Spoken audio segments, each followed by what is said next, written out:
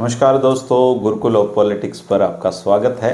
मैं हूं आपका दोस्त धर्मेंद्र कंवारी और हमारे साथ मौजूद हैं हम सबके प्रिय कॉमरेड इंद्रजीत सिंह जी। नमस्कार कॉमरेड साहब, स्वागत है आपका। जी, धन्यवाद आपका। एक तो आप देख रहे होंगे कि आज यहाँ पे एक नई चीज़ रखी हुई है, टाइपराइटर और इसका वो श्रेय जो है वो कॉमरेड इंद्रजीत जी को जाता है, जिन्होंने ये तोहफे में दिया है मुझे। और इस बेहद शानदार चीज़ के लिए मैं आपका बहुत गहराइयों से अभिनंदन और धन्यवाद करता हूँ।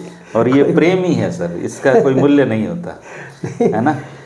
जिस तरीके से यहाँ इसका ज़्यादा लोगों तक जो है वो प्रभाव जाएगा, इसकी बजाय कि वो डब्बे में बंद मेरे पास रखी हुई थी कम से कम भी 40 साल से। 40 साल से आपके पास है ये? जी। अच्छा। मेरे एक अजीज ने मेरे को गिफ्ट में ही दी थी। तो मुझे एक दिन ध्यान आया कि ये जगह इसके लिए ज़्यादा उपयुक्त है। हाँ, ये भी है। और अब फ़ोन के लिए यहाँ पे एक चीज़ स्लैब लगा के फ़ोन भी रखेंगे साथ में। ठीक है। ये दोनों ये बहुत प्रिय मुझे अब है और शायद ये बच्चों तक ट्रांसफ़र होगा आगे, इसकी डीड बनेगी। नहीं, आपकी जो सेटिंग की जो समझ है जी वो बहुत बेहतर है, इसमें कोई दो राय नहीं। शुक्रिया सर। आज आप बड़े शुभ दिन पे आए हो वैसे जी। एक तो आज स्वामी दयानंद जी की जयंती है और एक आज मेरे ख्याल से डार्विन जी की भी जयंती है। चार्ल्स डार्विन की जयंती भी आज ही है। संत रविदास जी की भी जयंती। संत रविदास जी। और जिस संदर्भ में हमारी बातचीत हुई है वो संदर्भ बिल्कुल ही अलग है। लेकिन थे ये वो लोग जिन्होंने ज़िंदगी में कुछ बहुत अलग करके दिखाया। और मेजर जयपाल सिंह जी से बात चली थी और जंग आज़ादी के परचम तले उनकी जैसे किताब है।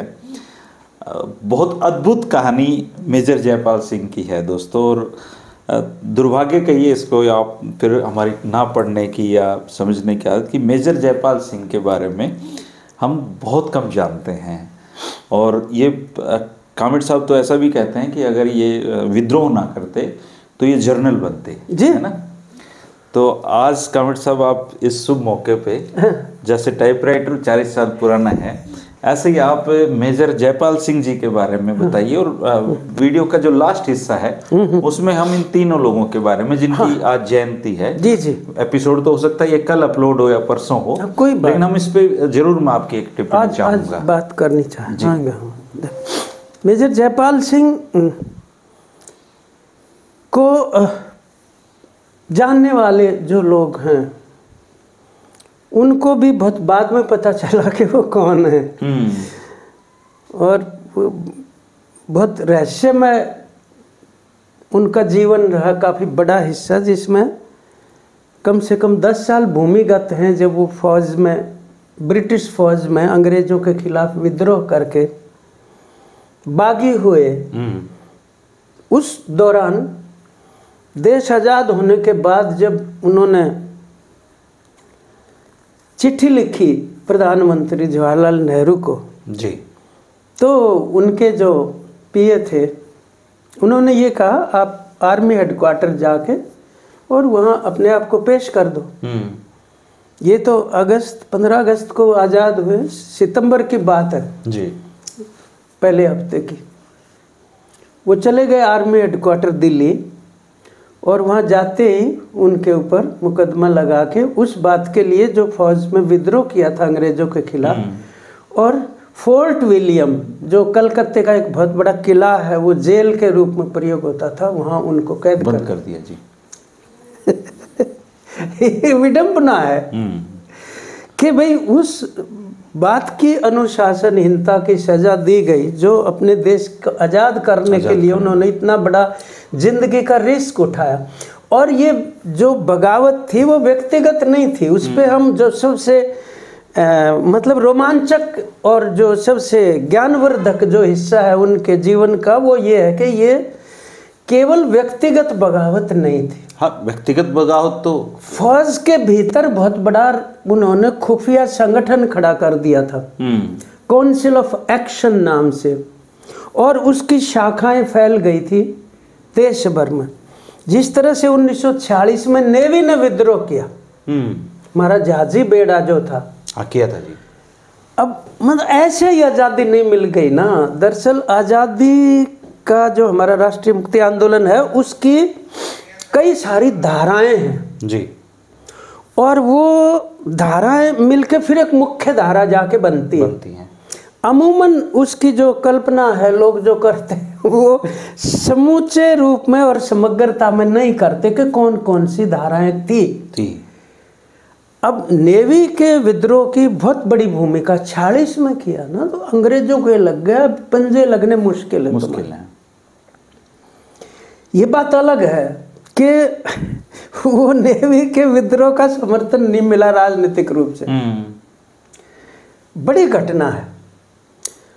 तो इनको भी अंदाजा हो गया कि यदि ये जब नेवी की हड़ताल का राजनीतिक समर्थन नहीं मिल रहा देश में जी, तो हमारे वाली बगावत के साथ भी क्या बनेगा ये कह नहीं सकते। लेकिन जब ये देश की आज़ादी की बातचीत चल रही थी अंग्रेजों के साथ, आपको पता है कि जिन्ना साहब और गांधी जी वो बंटवारे का वो सारा वो अंग्रेज उसको ना खींच रहे थे, लंबा खींच रहे थे और बड़ा टैक्टिकली वो डील कर रहे थे दोनों चैनलों पे अलग अलग।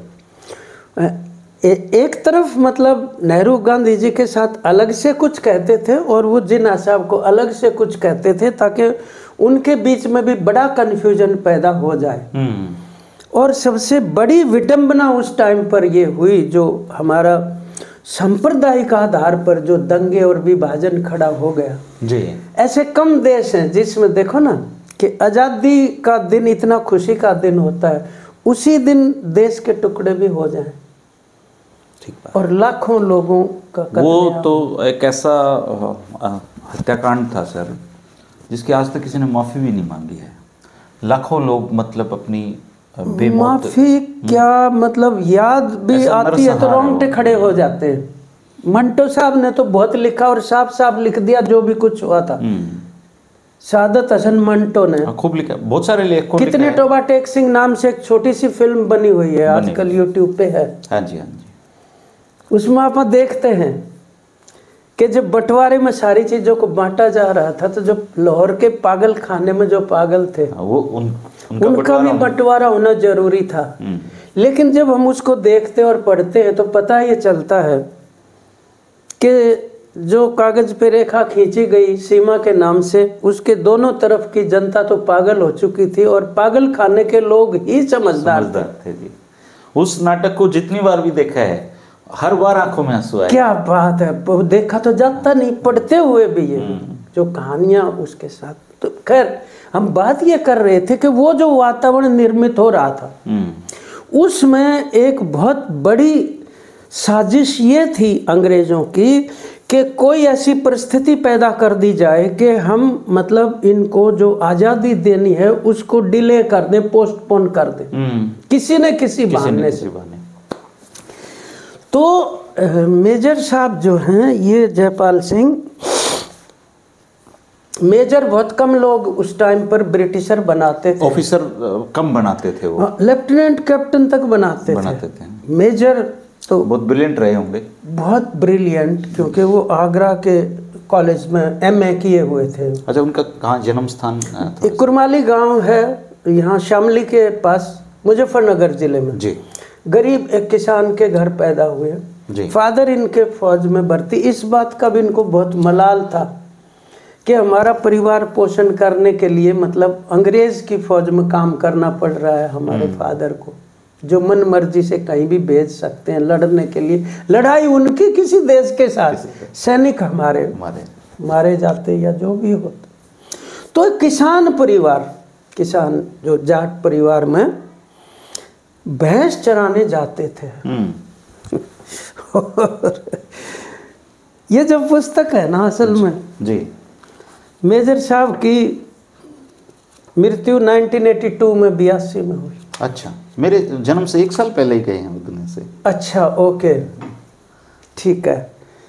ये उनकी डायरी है बुनियादी तौर पर। इसमें कहीं लिखा हुआ है कि इसका पन्ना फटा हुआ है। ये जैसे कई जगह लिखा हुआ आगे पन्ना फटा हुआ है। ये डायरी उन्होंने किसी को हाथ नहीं लगने दी, लिखते जरूर रहे। हालांकि वो सीपीएम कम्युनिस्ट पार्टी के लीडर बन चुके थे, सेंट्रल कमेटी में थे वो। हाँ, वो तो फौज में से बगावत करते फोर्ट विलियम में जब इनको कैद में डाला, ये उस किले से तोड़ के बाहर आ गए कूद के, और लगभग 8-9 साल के बाद ये अपने इलाके में आए, मुजफ्फरनगर, और प्रचार हो गया इनके बारे में कि सुभाष चंद्र बोस के साथ थे, उन्होंने भेजा है पहले तुम जाओ।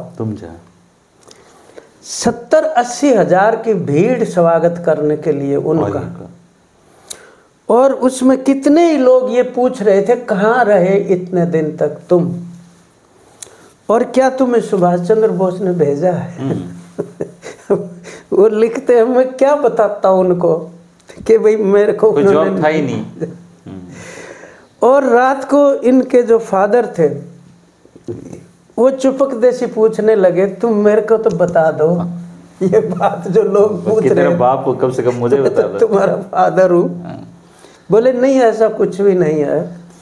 लेकिन जब ये वहाँ से बागी हो गए ना, तो उसके बाद वो कम्युनिस्ट पार्टी ज्वाइन कर ली, और उसके बाद आसाम में सुरमा वैली का किसानों का आंदोलन, वहाँ गए, मणिपुर के आदिवासियों को ट्रेनिंग देने के लिए गए, तेलंगाना जो सशस्त्र संघर्ष है फार्मर्स आर्म्ड, उन किसान, क्योंकि निजाम ऑफ हैदराबाद वो आज़ादी के टाइम पे अपनी रियासत थोड़ी ना मर्ज की उन्होंने, तो रिफ्यूज कर दिया। अब ठीक है, कहने को कह देते हैं, वही सरदार पटेल क्योंकि होम मिनिस्टर थे, दस्तक तो उन्हीं के होने थे, लेकिन वो इस तरह की जो रियासतें थी वो किसानों ने बहुत बड़ी कुर्बानियाँ की, क्योंकि जमीनें उनके पास नहीं थी, लैंडलॉर्ड्स के पास थी, तो वो अपनी जमीनों का हक चाहते थे। तो वो हथियारबंद संघर्ष था तेलंगाना का। पार्टी ने इनको वो सिखाने के लिए भेज रखा था। अब किसी को मालूम नहीं था।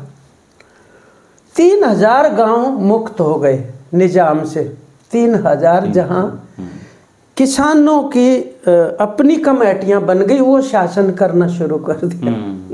फिर भारत की फौज ने जाके उस आंदोलन को दबाया, फिर वो समझौते के तहत वो जमीनें किसानों के पास रहेंगी और हथियार डालने पड़ गए थे। इस बात का भी नहीं पता बहुत सारे लोगों को रियासत।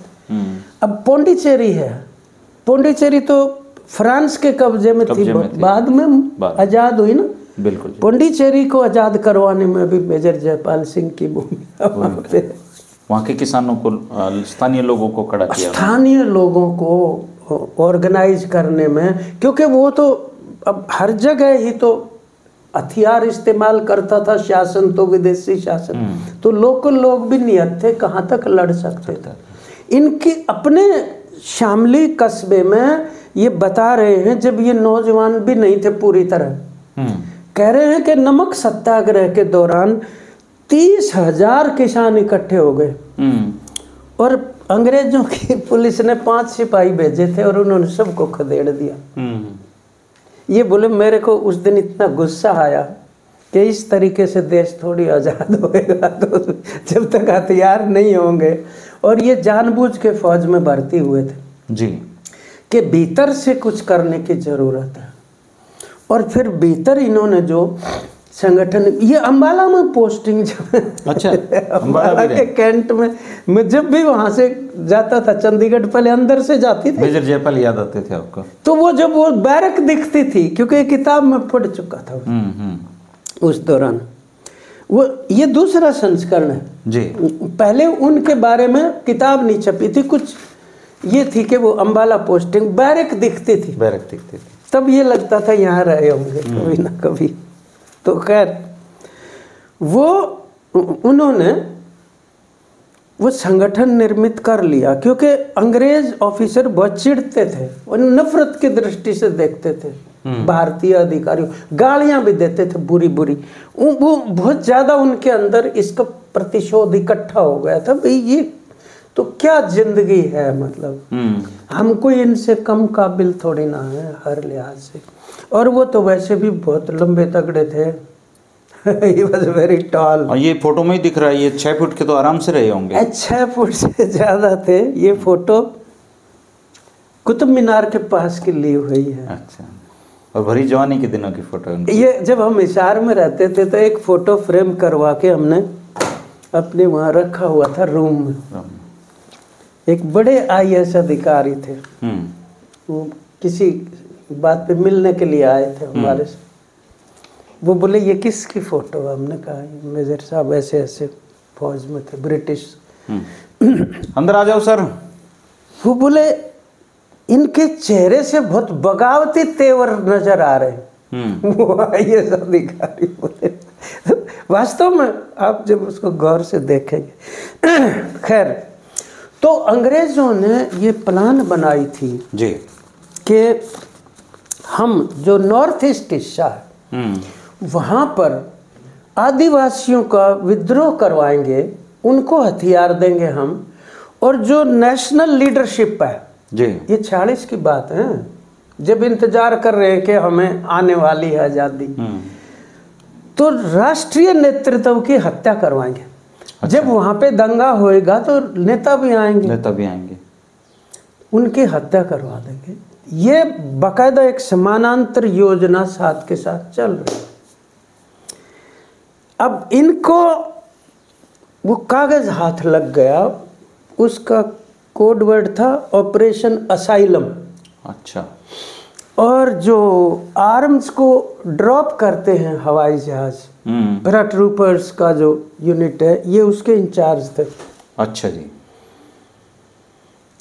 वो कागज इनके हाथ लग गया जिसमें सारी योजना थी, तो उस कागज को लेके ये बागी हो गए और इन्होंने अपनी यूनिट में सब जगह ये सूचना दे दी कि ऐसे ऐसे प्रोग्राम है, अभी कुछ नहीं करना। जो काउंसिल ऑफ एक्शन बनी हुई थी, क्योंकि नेवी का उदाहरण भी सामने था, हम समय आने पे कुछ करें।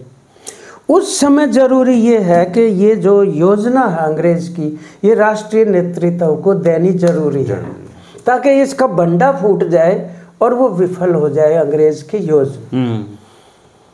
उन्होंने जो कांग्रेस का नेतृत्व था उसको ये कागज दे दिए, उन्होंने उसकी उपेक्षा कर दी। सोशलिस्टों को दिया इन्होंने वो कागज, उन्होंने ज़्यादा गौर नहीं किया, ये कहा कि थोड़ा सा संयम रखो, इनको भी कहा। फिर इन्होंने कम्युनिस्ट पार्टी के नेताओं को वो कागज दिए, उन्होंने पब्लिश कर दिया। अच्छा, छाप दिए। और इनकी काउंसिल ऑफ एक्शन ने भी छाप दिए। तब अंग्रेज के कान खड़े हुए, ये तो बहुत भीतर तक जो है मामला फैला हुआ है और वो योजना जो है वो विफल हो गई। ये देखिए ना कि कई राष्ट्रीय नेताओं की भी वो लोग उनको हत्या करवा देते। राष्ट्रीय नेताओं की ही हत्या करवानी थी उसके तहत, कि दंगे में आ गई ऑपरेशन असाइलम की जो पूरी की पूरी षड्यंत्र था वो। अब ये एक ऐसी बात है, भारत के इतिहास में तो नहीं पढ़ाते ना। नहीं, ये कभी सुना भी नहीं। लेकिन आप देखो, ये ऐसा अगर होता तो जाहिर है कि एक बहुत बड़ा मतलब इतिहास यही नहीं हो जाता उस समय। भारत इतिहास बहुत बड़ा मोड़ ले चुका होता और अंग्रेज इतना आसानी से जानेंगे। तो 1857 में भी हमने पहली लड़ाई लड़ी थी, लेकिन वो लड़ाई विफल होने के बाद जो भी कारण थे वो भी था तो किसानों का ही विद्रोह था। क्योंकि जिन सिपाहियों ने किया किसानों के बेटे थे और बहुत भयंकर रूप से 1857 के अंदर किसानों का शोषण था, लगान नहीं दिया जाता था। आपको ध्यान होगा कि हिसार के अंदर ये जो अब क्रांतिमान पार्क जिसको कहते हैं, हाँ जी हाँ, ये हमने नाम रखवाया था विद्यार्थी। और मैंने वहाँ धूप में बैठे खूब किताबें पढ़ी होंगी। ये असल में जो ईसाई मिशनरियों का उस तरफ वहाँ एक वो भी है मोमेंट, उसके फिर कभी एक दिन बात बताएंगे। जो स्मारक बना हुआ है वो जो अंग्रेज मारे गए, किसान तो मारे ही गए, जो अंग्रेज मारे गए उन पे नाम लिखे हुए हैं उनके पे। मैं पढ़ने की कोशिश करता हूं। नीचे 4 नामों की पट्टी टूटी हुई है, उस पे प्लस्तर लगा हुआ है। उसके पीछे एक बहुत बड़ी कहानी फिर बताऊंगा अब, क्योंकि ये कहानी वरना लंबी हो जाएगी। तो वो वहाँ पुरानी कचहरी थी, तो जो रेवेन्यू रिकॉर्ड थे उन्हीं को जलाया था किसानों ने जो 1857 में ताकि उनके वो सारे के सारे जो मालिया केर वो जो भी वो जल जाए। उनको निशाना। कहने का मतलब ये है कि वो इसलिए सफल नहीं हो पाया क्योंकि वो संगठित तो जरूर, संगठन उस तरह के नहीं थे, ना उनके पास हथियार थे, और जो राज्य रजवाड़े थे वो नेतृत्व कर रहे थे, जिनमें से कई सरेंडर कर गए, कुछ मारे गए। मतलब पर 90 साल लगे ना 1947 तक तो। बिल्कुल जी। अगर मान लो हिंदुस्तानियों ने ये सबक सीखा कि हमें मतलब आपस में अपनी हिंदू मुस्लिम की एकता नहीं टूटने देनी, तो अंग्रेजों ने भी तो ये सबक सीखा ना, डिवाइड एंड रूल, के ये तोड़नी जरूरी है, शासन वो करना। तो अब तक चली आ रही है जी, चली आ रही। भारत की राजनीति में सबसे प्रमुख है डिवाइड एंड रूल। तो वो जो हम बात ये कर रहे थे कि किसानों के साथ जो भी कुछ हो रहा था वो उस डायरी में लिखते हैं कि मैं जब बचपन की याद करता हूँ तो वो जो भी मतलब उसकी छवि बनी हुई है मेरे माइंड में, उसमें भैंस जरूर है। भैंस की ओट लेके गर्मी जब होती थी ना तो उसकी ओट में जो छाया होती थी, चलते थे उसके चलते थे जी, डंगर जब आड़ी चलते थे वो पाड़ी उनके पाड़ी जो वो लिखते हैं। और वो कहते हैं कि जब मैं अपनी माँ की कोख से बाहर आया दुनिया में, तो जो पहली सांस ली मैंने, तो मेरे फेफड़ों में भैंस के पेशाब की दुर्गंध भी अंदर गई थी, पहली सांस जो गई। क्योंकि सभी कुछ एक ही जगह तो होता था ना, वहीं डंगर बनते थे, वहीं रहते थे सभी लोग। अब जैसी स्थिति थोड़ी है। ये तो जी अब तक चलता था, वहीं पे भैंस बनती, वहीं पे सोते थे, और क्या उसमें। शहर का बच्चा बोला, वहाँ दिखाया तो इधर भैंस बन रही थी, बोला ये तेरे दादाजी की खाट है यहाँ पे। वो बोला पापा ये दादाजी के भैंस का बेडरूम इकट्ठा ही है क्या? तो अब उस टाइम पे तो इकट्ठा ही होता था, सभी कुछ साझा ही बेडरूम था सबका। तो वो कहते हैं कि वो जो गरीबी देखी हुई थी वास्तव में, अब हाव के जो जमाने थे, मतलब उनकी माँ जो है वो दूसरों के भी काम करने चली जाती थी, भाई बेटे को पढ़ाना जरूर है। अब वो चीज़ें देखो ना किस तरह से कि भाई अंग्रेजों ने जो हालत कर रखी थी, तो वो असर उनका बचपन से भी था। जवानी में जाके कॉलेज में एक ऑर्गेनाइजेशन बनी हुई थी, संगठन, वहां से उनको कुछ किताबें वगैरह मिलने लग गई, वो जो पढ़ते थे। खरीदने का बहुत तो था ही नहीं उनका। नहीं, वो किताबें भी तो बैंड थी ना, प्रतिबंधित लिटरेचर होता था वो। जी जी, जो भगत सिंह अरबी सब पढ़ते थे आगरा में, वो भी एक कहते हैं वो इन्होंने पे देखा। तो खैर वो बाद में जब वो बाहर आए अंडरग्राउंड लाइफ से, मतलब तो इन्होंने एक बार चुनाव भी लड़ा लोकसभा का 57 में। अच्छा जी। निर्दलीय लड़ा होगा।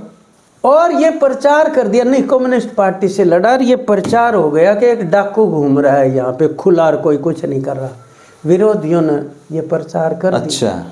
कहते हैं बहुत थोड़े वोटों से वो हारे थे। तो वो कभी लेकिन किसी को ये बातें बताते नहीं थे, हमें नहीं बताई। हम तो कितने घंटे उनके साथ दिल्ली में जब हुए सेक्रेटरी थे पार्टी। आपका रहा इनसे रास्ता? बहुत ज़्यादा रहा ना। हम तो उनके वो जो सेक्रेटरी थे वो 14 नंबर विठल भाई पटेल हाउस में कितनी देर बैठे रहते थे, जैसे ऐसे बैठक में बुजुर्ग के पास नहीं बैठे रहते। उन्होंने कभी नहीं कहा कि तुम क्यों मेरा टाइम बर्बाद कर रहे हो, इतना लगाव रखते थे वो बच्चों। बताई उन्होंने ये बातें डायरी वाली आपको?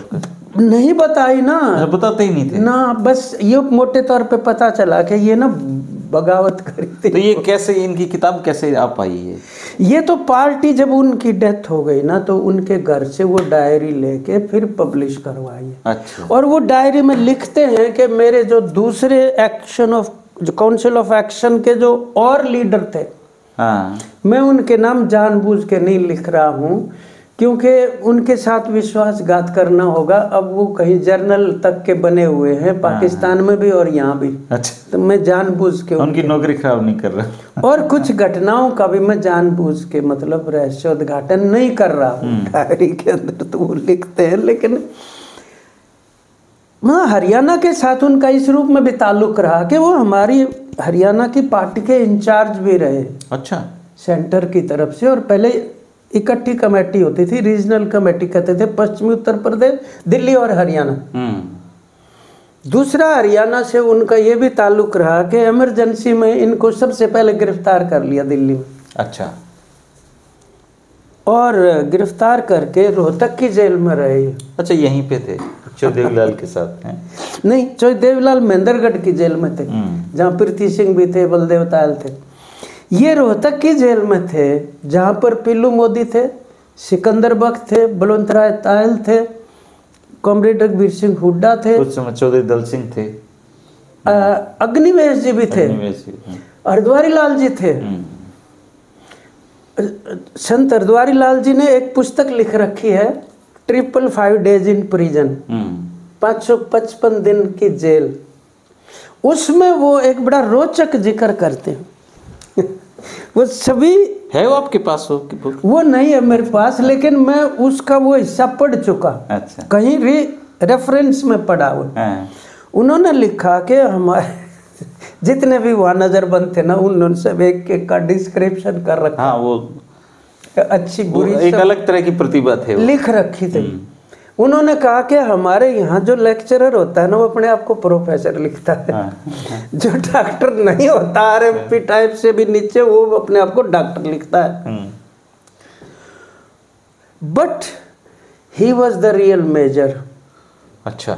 जयपाल जी के बारे में वो लिखते हैं, वो रियल मेजर थे।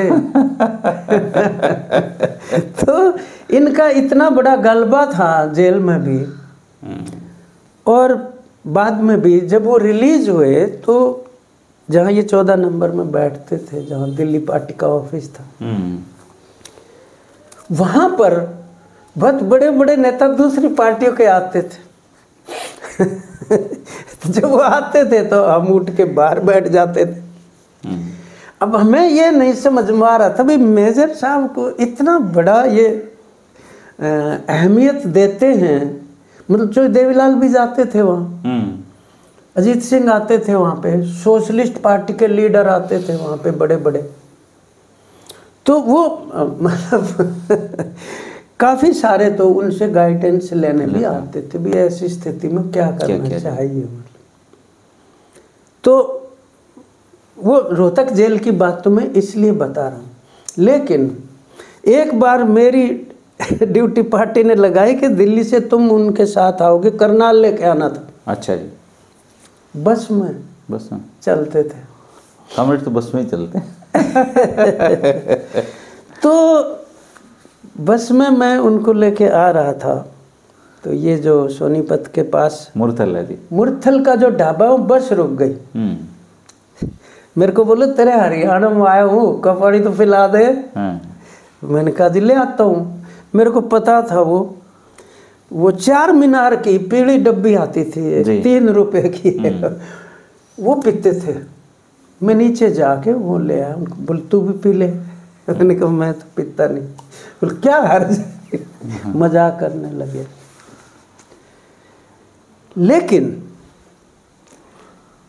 चलो सिगरेट की बात याद आ गई, तो वैसे वो ना हम वहाँ दिल्ली दफ्तर में बैठते थे, तो वो सिगरेट को पी के जब वो बिल्कुल छोटी सी रह जाती थी, तो माचिस के भीतर बुझाते थे उसको। अच्छा।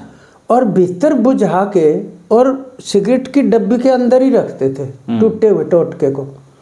और जो तिल्ली होती थी माचिस की, उससे सिगरेट लगा के बुझा के उसको भी माचिस में ही डालते थे। अच्छा। तो डस्टबिन था उनका? ये डस्टबिन नहीं था, ये आदत पड़ी हुई थी कि जहाँ रुकना है निशान नहीं छोड़ने किसी भी तरीके का। ये तो सबूत नहीं छोड़ना है। हम कहते थे ऐसा क्यों करते हैं ये। तब पता चला कि ये आदत पड़ी हुई है 10-10 साल की अंडरग्राउंड लाइफ। और जब अम्बाला के अंदर थे तब वो इसके अंदर लिखते हैं कि उन्होंने जो देश भर में संपर्क कर रखा था अंडरग्राउंड लोगों से, उनके पास कोई दस्तावेज और संदेश लेने ले जाने के तरीके, रेल के जो कर्मचारी थे टीटी वगैरह, उनसे दोस्ती गांठ के कि भाई ये देशभक्ति का काम है। मैं आप अंदाज़ा नहीं लगा सकते कि किन किन लोगों ने किस तरह से योगदान दिया। वैश्याएं नहीं, तवाइफ कहते हैं। तो हीरा मंडी नाम से जो है जी, एपिसोड बने, लाहौर फिल्म भी बनी उस पे, वो फिल्मी है वो, उसके एपिसोड 8-9 एपिसोड, कितना बड़ा योगदान है उनका। अभी एक और बनी है डॉक्यूमेंट्री उसी तरीके की कि तवाइफ जो थी उन्होंने, क्योंकि वहाँ पे अंग्रेज भी तो जाते थे ना अधिकारी, तो उनमें भी जो राष्ट्रवाद की भावना थी साम्राज्यवाद के खिलाफ, और उसमें योगदान डालने के लिए तवाइफों ने बहुत बड़ी भूमिका अदा की। वो अभी इतने साल हो गए 47 के बाद, अब सामने आ रही हैं चीज़ें एक एक करके। तो वो रेलवे के कोई कर्मचारी थे या कोई कैंटीन के कोई हुआ करते थे वहाँ पे, अलग अलग वो उनके माध्यम से वो एक स्ट्रक्चर उन्होंने बनाया हुआ था। खैर, तो इस तरह से वो मेजर साहब जो सेंट्रल कमेटी में कम्युनिस्ट पार्टी की काफ़ी लंबा काम किया उन्होंने, चुने गए, बड़े पद पे। हाँ, सेंट्रल कमेटी में चुने गए।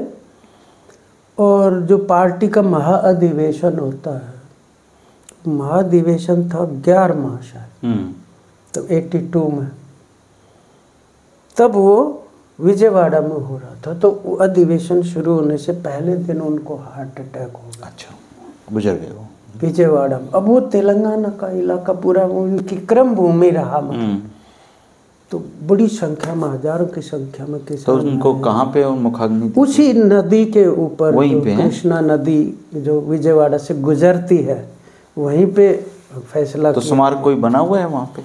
वहाँ कोई स्मारक नहीं है। नहीं है ना, इनका कहीं भी स्मारक नहीं है, इसका मतलब? नहीं, ऐसे स्मारक अब एक मेजर जयपाल सिंह भवन जो है वो दिल्ली में बनने वाला है, मतलब उसकी काफ़ी तैयारियां हो चुकी हैं। मतलब तो इनके ये शादीशुदा थे, फैमिली है इनकी? शादीशुदा थे। इन शादी की भी बड़ी रोचक बात है इसमें।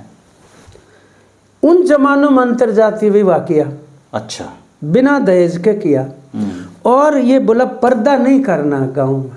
उस समय तो ये क्रांतिकारी बात थी। सोच के देखो, तीनों ही क्रांतिकारी काम थे, दहेज ना लेना, पर्दा ना करवाना और अंतरजातीय करना। तो एक बेटा इनका ब्रिगेडियर था, अभी हैं वो अभी भी। दूसरा बेटा वो हमारे साथ स्टूडेंट फेडरेशन ऑफ इंडिया में उसने काम किया। अच्छा, राहुल वर्मा अभी भी है। और बेटी है, उनको भी हम जानते हैं, कि घर आना जाना हमारा था दिल्ली के अंदर, ऐसा नहीं। तो ये कहने का तात्पर्य ये है कि जो आज़ादी का आंदोलन है ना जी, उसमें उसकी जो शिक्षा है वो दी जानी चाहिए, समग्र पता होना चाहिए, पता होना चाहिए। ये किताब मेरे ख्याल से अमेजोन वगैरह पे मिल जाएगी, अगर आप मंगवाना चाहते हैं तो। आज़ादी के परचम तले, मेजर जयपाल सिंह पे तो नहीं होगी, क्योंकि पब्लिकेशन तो CPIM दिल्ली राज्य कमेटी की है। वो भी डालते हैं जी आजकल अमेजोन पे, हो सकता है वो डाल दें तो। परंतु मैं आपको एक और बात की तरफ ध्यान दिलवा रहा था जी, कि ये जब रीजनल कमेटी के सेक्रेटरी थे दिल्ली में रहते हुए, तो कोई हरियाणा भी था, तो उस टाइम के ऊपर छात्र आंदोलन को भी बहुत खड़ा करने में, विस्तार करने में उन्होंने मार्गदर्शन दी, और ट्रेड यूनियन आंदोलन को भी जी, गाजियाबाद में, सोनीपत में, फरीदाबाद में, इन इलाकों में ट्रेड यूनियन आंदोलन विकसित करने में उनकी बड़ी भूमिका थी। मतलब तो ये 1916 में कॉमरेड जयपाल सिंह जी का जन्म पश्चिमी उत्तर प्रदेश के एक जाट किसान परिवार में हुआ था, और 25 जनवरी 1982 को वो उनकी पार्टी की 11वीं कांग्रेस की पूर्व संध्या पर निधन हुआ था। 1941 में मेजर जयपाल सिंह जी सेना में भर्ती हुए थे, और भारी जोखिम उठाकर उन्होंने दूसरों के साथ मिलकर राष्ट्रीय मुक्ति संघर्ष को मदद पहुंचाने के स्पष्ट उद्देश्य से सेना के भीतर एक गुप्त संगठन काउंसिल ऑफ एक्शन बना लिया। काउंसिल ऑफ एक्शन कितनी ऑपरेशन असाइलम, मतलब बहुत कम जानकारी है ऑपरेशन असाइलम के बारे में। गुप्त नाम था वो जो अंग्रेजों ने रख रखा था। कैसे कैसे लोग इस दुनिया में आके जा चुके हैं ना। अच्छा, मैं ये कह रहा हूँ, जो बात भूल गया था, कई जगह ना जो ये जाट धर्मशाला हैं उनमें फोटो लगी हुई है उनकी। अच्छा। मेजर जयपाल सिंह की।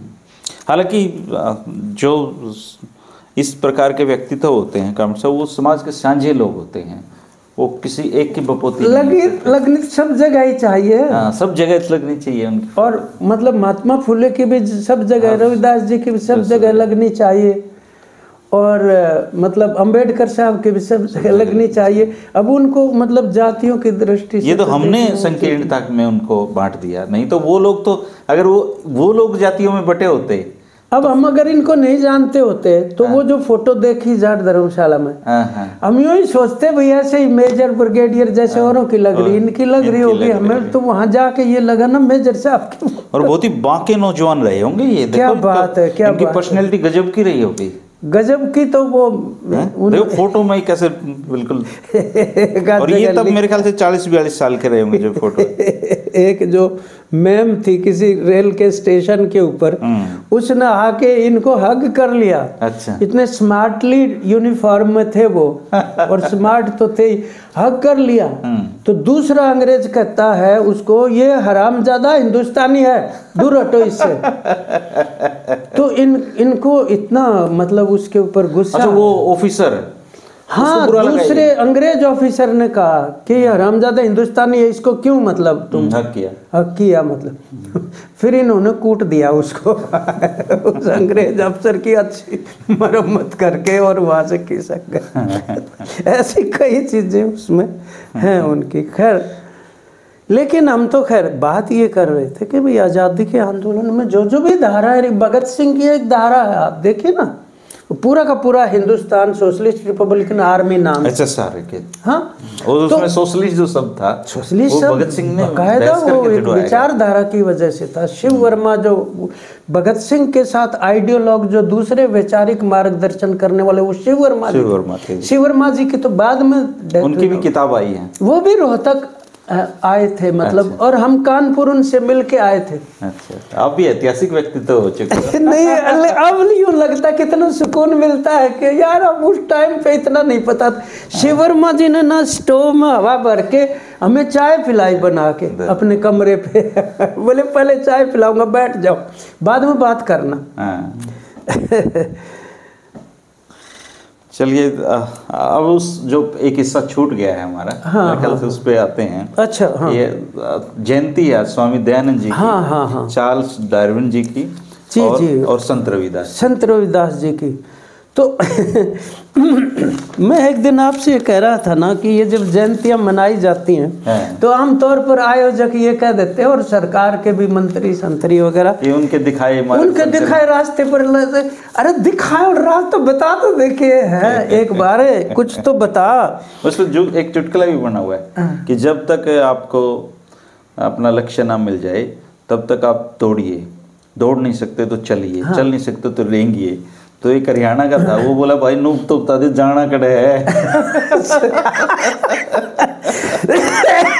सही बात है। तो मतलब न्यू तो बता दो भी रास्ता कौन सा बताया। अब स्वामी दयानंद जी की आज भी उनके पर भी चलना चाहिए, उनके ऊपर भी तुम बता तो दो एक बार। ठीक बात है। मैं एक कार्यक्रम में चला गया, संत शिरोमणि रविदास जी की जयंती पे मेरे को बोलने के लिए बुला लिया, तो मैं तैयारी वारी करके गया कि भाई किस तरीके से ये भक्ति आंदोलन के क्रांतिकारी संत हैं। ये वो जो रेनेसां है वो वास्तव में मतलब जो हमारे उत्तर भारत का जो भक्ति आंदोलन है। एक मैं पढ़ रहा था सर कहीं पे श्लोक पढ़ रहा था, एक दोहा, और वो दोहे का सार ये है कि एक बार वो नहा रहे थे कहीं गंगा में, तो वो जा ना रहे थे, उससे थोड़ी आगे दूर कुछ लोग महाराज नहा रहे थे, तो वो दूरी पे दिख नहीं रहा था कौन नहा रहा है। तो वो उन्होंने, हालांकि हो सकता है काल्पनिक बात हो, लेकिन जब उन्होंने कहा कि रे कौन नहा रहा है, तो हम अपवित्र करेगा तू हमें, तो पता चला रविदास जी नहा रहे हैं। तो बोले पवित्र तो नहीं, अपवित्र तो नहीं, पवित्र जरूर हो रहे हो तुम।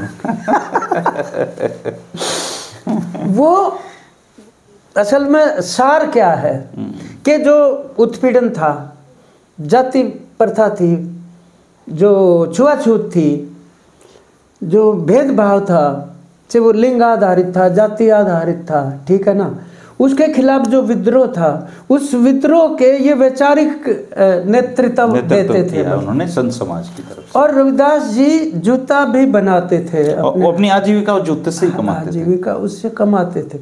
और कबीर साहब और वो लगभग समकालीन थे, वो रहे हैं। तो ये कहते हैं भाई जात जात में जात है, जू केले के पात, और रविदास मनुष्य ना जुड़ सके जब तक जात न जात। अब जाति के खिलाफ इतना बड़ा संघर्ष करते हुए खेत मजदूर यूनियन के हमारे साथी हांसी के पास एक गांव में रविदास जयंती मना रहे थे, तो वो लोगों को इकट्ठे करने लगे योजना बनाने के लिए, भाई क्या क्या करना है और कैसे है। तो वो जो दानक बरादरी के थे वो कहने लगे उसको ना, वो दानक बरादरी के थे वो जो आयोजन कर रहे थे, तो वो जो दूसरे रविदासी जो थे वो बोले तुम क्यों मना रहे हो, ये तो मारा है रविदास जी, तो थारा तो कबीर है। तो अब देखो कैसे जातियों में आज के दिन भी बांध रखे। इसका मतलब हम उस संदेश को तो नहीं पकड़ ही नहीं पाए, उनके संदेश को पकड़ ही नहीं पाए ना। तो जिन जातियों को उन्होंने तोड़ा उसी के अंदर उनको वो डालने की कोशिश कर रहे हैं। अब कबीर साहब लिखते हैं अव्वल अल्लाह नूर उपाया कुदरत के सब बंदे, एक नूर से सब जग उपजा कौन भले को मंदे। अब इसका मतलब वही तो है ना, ये समकालीन है रविदास जी और कबीर साहब। कबीर साहब से वरिष्ठ थे संत रविदास जी। तो अव्वल अल्लाह नूर उपाया, भाई अल्लाह तो अव्वल है, परंतु कौन है? वो कहते हैं कि क्रिएशन है, क्रिएटर है। तो क्रिएटर है, क्रिएशन है, तो क्रिएशन ही क्रिएटर है। तो जो सृजनहारा है वही सृजन है वास्तव में, बिल्कुल। और असल में यहाँ पर जो चार्ल्स डार्विन का वो जो ओरिजिन ऑफ स्पीसीज है, हाँ। वो कहते हैं कि नेचुरल सिलेक्शन से ही मतलब जीव की उत्पत्ति हुई है जी, और स्ट्रगल फॉर एग्जिस्टेंस के माध्यम से। अब जब वो नेचुरल सिलेक्शन करते हैं तो कुदरत के सब बंदे, वो नेचुरल ही कुदरत से वो बंदे बने हुए हैं। तो एक नूर से सब जगह, नूर है लाइट, रोशनी मतलब। अब उस टाइम पर डार्विन तो नहीं थे ना बताने वाले, उस टाइम कबीर साहब और रविदास जी तो थे। तो वो तो ये कह सकते थे जो कुछ है वो यही। रविदास जी कहते थे कि जन्म से नहीं कोई अच्छा बुरा होता, कर्मों से होता, जो आप काम कर रहे हो।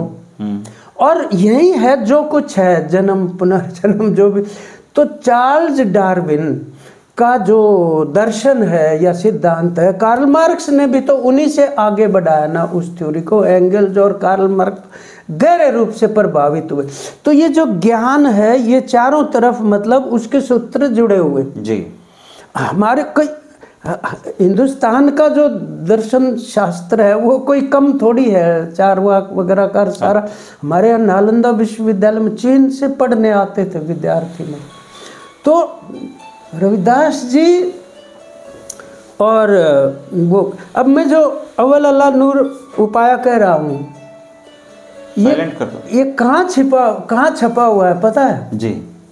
अव्वल अल्लाह नूर उपाया कुदरत के सब बंदे गुरु ग्रंथ साहब में छपा हुआ है। गुरु ग्रंथ साहब में तो जी पूरे देश और दुनिया के जितने अच्छे संत हैं उनकी कहते हैं सब वाणियों, उन्हीं की वाणियाँ तो हैं। मीराबाई की है, रविदास जी की है, और कबीर साहब की है, और मुस्लिम फरीद बाबा की है, गुरु नानक देव जी की है।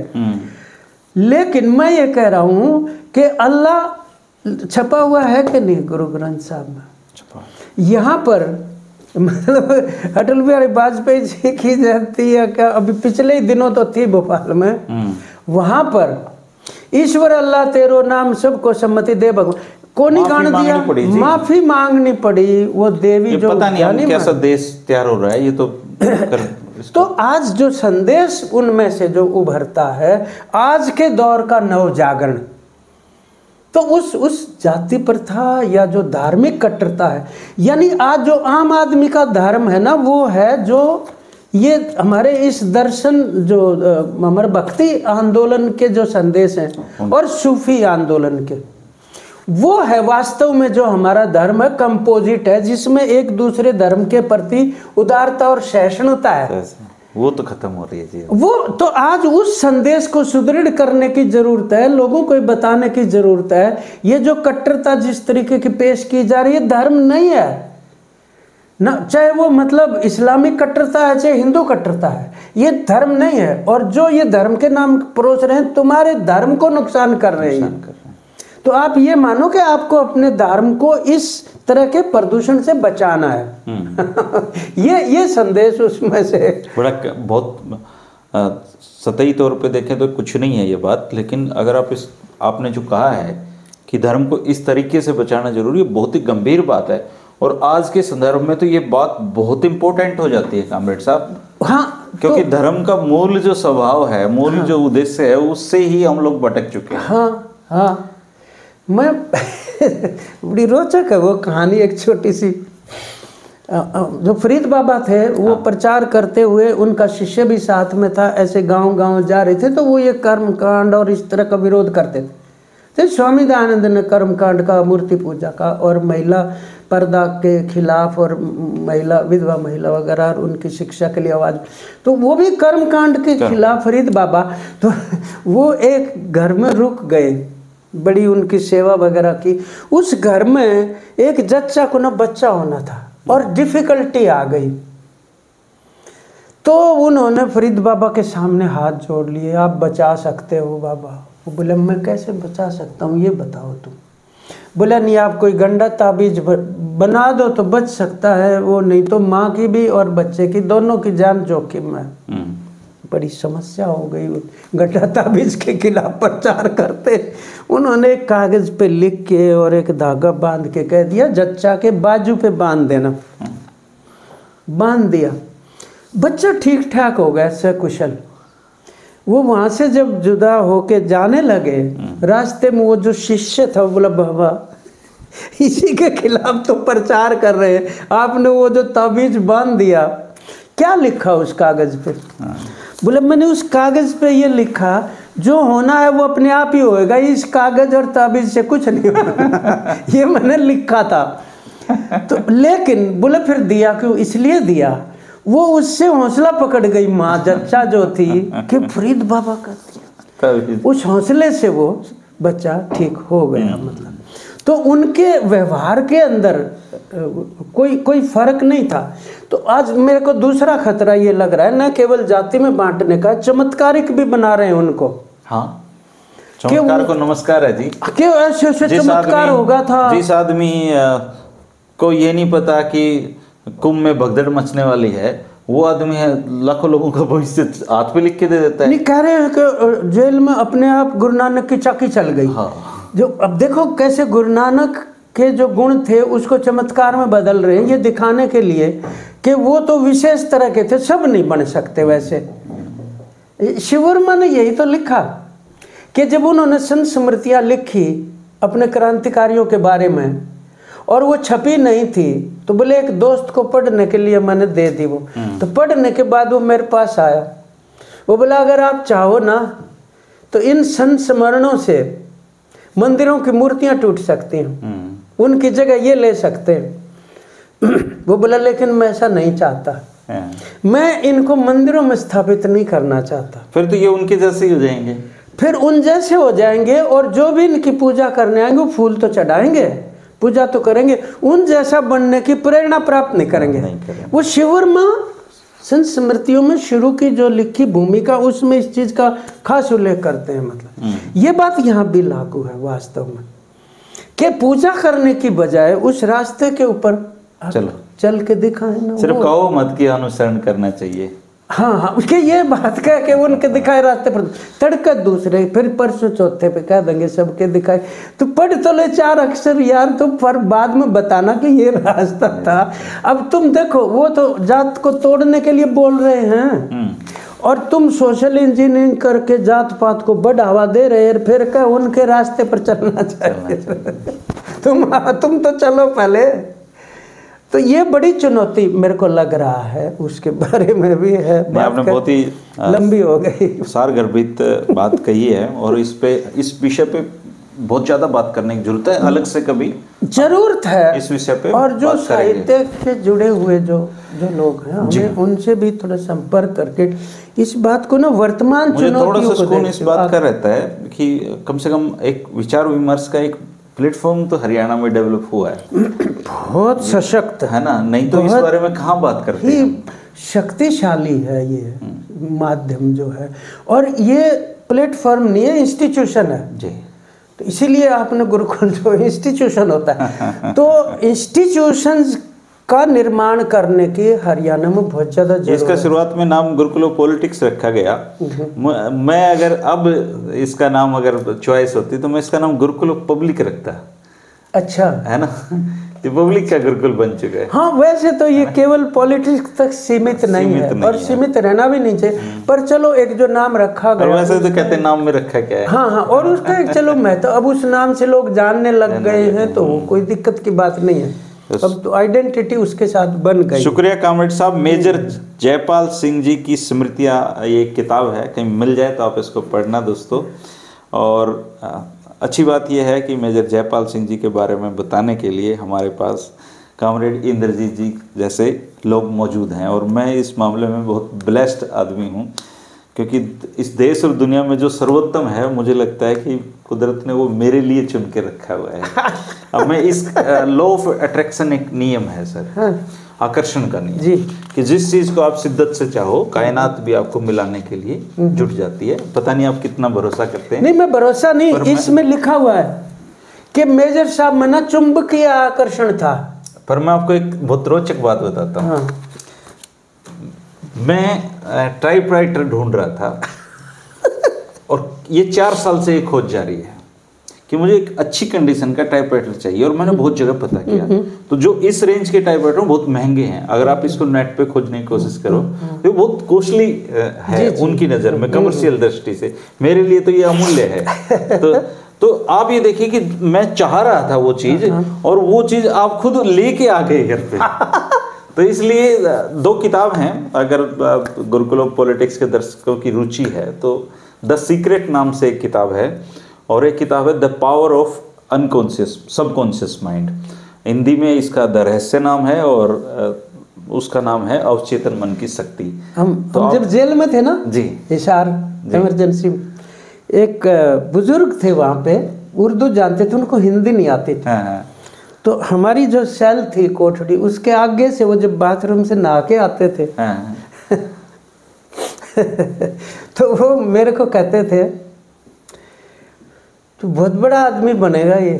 अच्छा। मेरे रूममेट को कहते थे। हाँ। फिर बाद में एक शेर सुनाते थे जो दिल से निकलती है असर रखती है, पर नहीं, यानी पंख पर नहीं, काबिले परवाज मगर रखती है। परवाज होती है उड़ान, उड़ान की ताकत रखती है, पर नहीं होते उसका, क्योंकि वो दिल से निकली। दिल से निकली। मेरे एक दादा थे सर, वो बाई बर्थ आंखों की रोशनी नहीं थी मेरे दादा के भाई। वो एक तारे पे भजन सुनाते थे बस। उनकी एक खूबी थी, वो गली में जो भी महिला जा रही होती उसका बाकायदा नाम लेके बता देते थे किसकी बहू है। तो उनसे जब लोग आश्चर्य करते थे कि ये कैसे पता चला, वो कहते थे एक भीतर की आंख भी होती है। तो ये भीतर की आंख से जब हम दुनिया को देखना शुरू करते हैं तो दुनिया बदल जाती है। दोस्तों, कामरेड इंद्रजीत सिंह जी का शुक्रिया जो इतनी बहुमूल्य बातें और तोहफों से हमें नवाजा है, और मिलते रहेंगे, मुलाकात होती रहेगी। शुक्रिया, नमस्कार।